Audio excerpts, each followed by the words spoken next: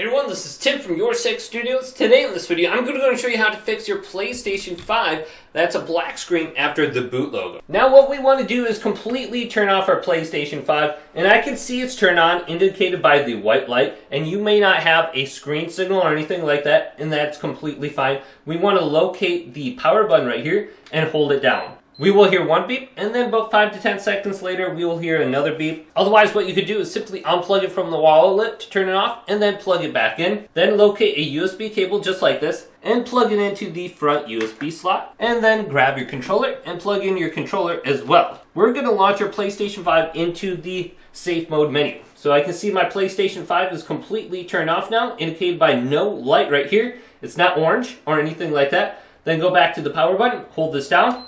You will hear one beep again, and then about 10 seconds later, we will hear another beep, indicating that we are launching into the safe mode menu. So I heard that second beep.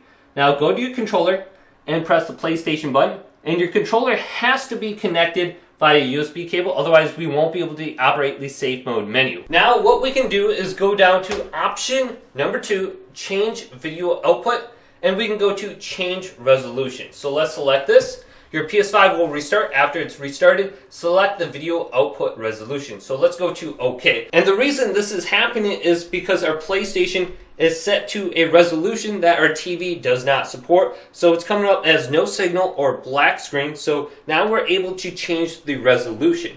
So for most situations, I would say just go to automatic and let your TV and PlayStation decide. So I'm going to choose automatic right here and then select this. If automatic doesn't work, try one of the other settings on your PlayStation 5. Maybe start at the lowest one at like 480 or 720p and then work your way up. You can always change the resolution when you get back to the home screen on the PlayStation 5. So we can go to settings now and select this and then go on down to where it says screen and video.